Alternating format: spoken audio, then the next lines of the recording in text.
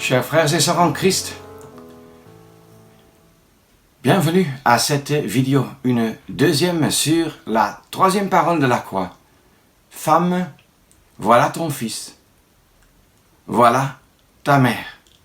Comme nous lisons cela en Jean chapitre 19 au verset 25 à 27. Nous avions déjà vu que dans la première parole de la croix, Père, pardonne-leur car ils ne savent ce qu'ils font. Le pardon est offert à tous. Dans la deuxième parole de la croix, en vérité je te dis, aujourd'hui tu seras avec moi au paradis. Nous apprenons que même le plus grand criminel, le plus grand coupable, le plus grand pécheur trouve non seulement le pardon, mais une certitude d'un salut éternel par Jésus-Christ et par son œuvre à la croix. Dans la troisième parole que nous avons maintenant devant nous, que nous continuons à méditer, nous trouvons une autre compagnie. Pas tous, pas le monde entier, pas l'individu qui se repent et est sauvé, mais plutôt la compagnie de ceux qui sont sauvés et des leçons sur l'intérêt que le Seigneur Jésus porte à leur bien, leur bien-être, et aussi à leur lien, au lien qui les unit. Nous pouvons apprendre beaucoup de leçons par cet événement à la croix, décrit en Jean 19. Il n'y avait pas deux personnes sur la terre que le Seigneur Jésus aimait plus, pourrait-on dire, que d'abord sa mère, parce qu'il parle toujours avec respect d'elle, même si elle doit la reprendre. Et le Seigneur Jésus, étant l'homme parfait, était aussi parfait dans l'obéissance à son Dieu et Père, qui démontre avec clarté qu'il faut honorer son Père et sa mère. Est-ce que nous le faisons d'ailleurs? En particulier, les jeunes, ce n'est pas chose facile. Surtout pas dans un monde où l'esprit de la désobéissance et de la rébellion et du contentement de soi-même, c'est-à-dire être très content et fier de soi-même et mépriser le conseil des autres, sont un esprit largement répandu. Et la deuxième personne n'est-elle pas le disciple que Jésus aima? 5 fois dans l'Évangile selon Jean, Jean n'utilise pas son propre nom, Jean, mais se décrit par le Saint-Esprit comme étant le disciple que Jésus aima.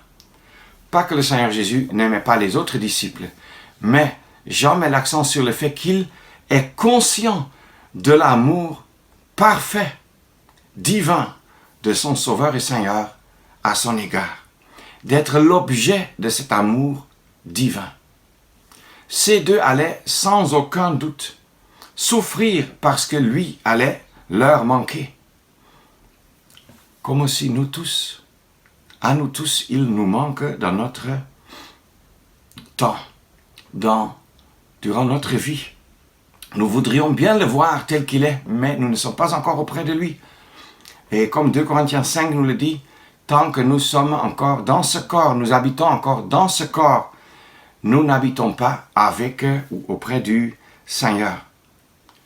Mais de cette troisième parole, nous pouvons apprendre des leçons non seulement sur l'amour du Seigneur Jésus-Christ vis-à-vis de Marie et de Jean, mais aussi ses instructions qu'il leur laisse, à savoir de prendre soin l'un de l'autre. Un jeune homme prendrait soin d'une vieille sœur en Christ. Est-ce que nous le faisons? Peut-être dans notre rassemblement, là où nous nous réunissons, dans notre localité même, il y a des croyants qui sont déjà âgés ou qui sont malades. Prenons-nous soin d'eux, mais en général aussi prenons-nous soin les uns des autres. N'est-ce pas que le Seigneur Jésus dit que à ceci le monde connaîtra même l'amour de Dieu, à savoir que si nous nous aimons les uns les autres. Dans cette troisième parole de la croix, nous découvrons sa dernière volonté explicite et déclarée pour ceux qui l'aiment à travers les siècles, à savoir qu'ils devraient habiter ensemble, c'est-à-dire en harmonie et en paix. C'est pour cela que Je voudrais lire le psaume 133 au premier verset. Psaume 133, verset 1er. Voici qu'il est bon et qu'il est agréable que des frères habitent unis ensemble. Selon ce que j'ai appris dans le passé, on peut aussi traduire qu'il est doux, c'est-à-dire doux au cœur de Dieu. Car c'est là, juste encore au verset 3 à la fin, car c'est là que l'Éternel a commandé la bénédiction, la vie pour l'éternité. Oui, quand des frères habitent unis ensemble, évidemment, unis autour de Christ, alors le Seigneur est encore dans notre période de la grâce, qui est aussi, malheureusement, de plus en plus un temps de ruine, capable de bénir, richement même, et de donner la vie. Ça ne veut pas dire que ceux qui sont réunis autour de lui reçoivent la vie éternelle, ils l'ont déjà. Plutôt que les effets et les caractéristiques de la vie divine se manifestent. Est-ce le cas parmi nous, localement et au-delà? Hélas, nous devons dire, il y a si peu d'unité en pensée, en motivation. Je ne dis pas en pensée dans les moindres détails, mais en motivation, en but, dans les désirs pour qui et pourquoi on veut vivre si peu de paix, si peu d'harmonie, si peu d'attention et d'intérêt pour cette volonté explicite du Sauveur mourant. Et nous pouvons seulement dire combien les enfants de Dieu, les rachetés de Christ, sont-ils divisés de nos jours? C'est le cas depuis des siècles, mais ça s'aggrave seulement. Et ça nous fait soupirer. Seigneur, viens. Et pourtant, il a maintes fois dit, aimez-vous. Aimez-vous les uns les autres.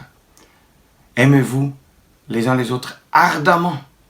Je vous donne un nouveau commandement, que vous aimiez les uns les autres, comme aussi je vous ai aimé.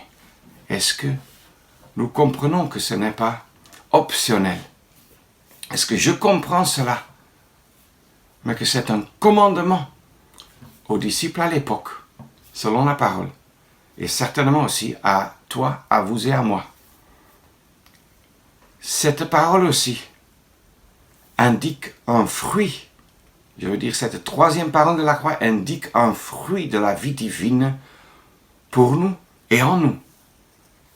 Une preuve de la relation intime et du lien entre des croyants.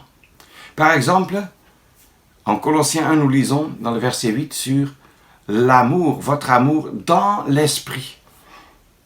En Colossiens 3, l'amour qui est le lien de la perfection. Nous trouvons aussi des exemples pratiques, par exemple dans l'épître à Philémon. Nous trouvons l'amour très fort entre Paul comme apôtre et Onésime, alors qu'ils étaient deux qualités très différentes. Paul, comme Saul de Tarse, avait été élevé au pied de Gamaliel.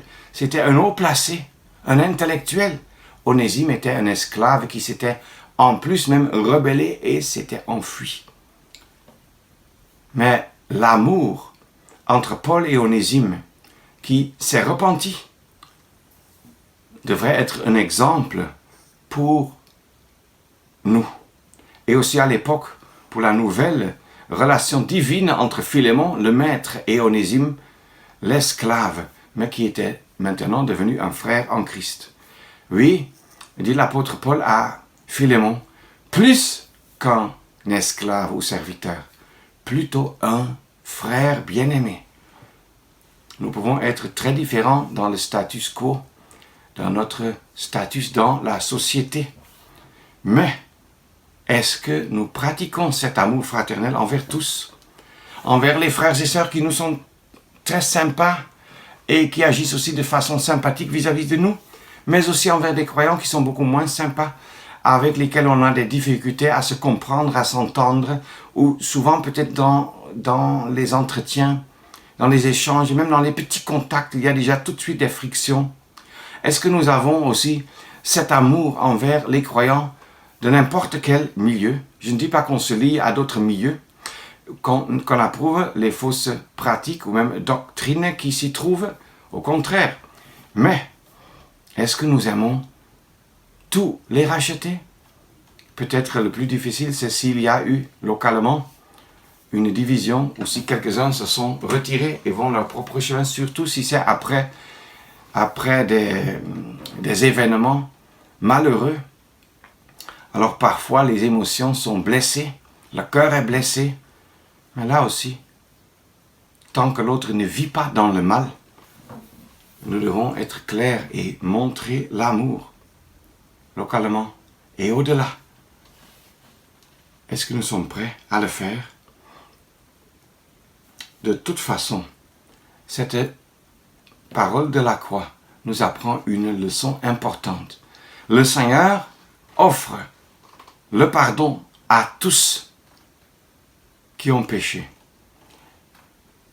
C'est accepté par les individus qui se repentent, tel le brigand à la croix. Mais maintenant, son amour est versé dans nos cœurs et doit se manifester.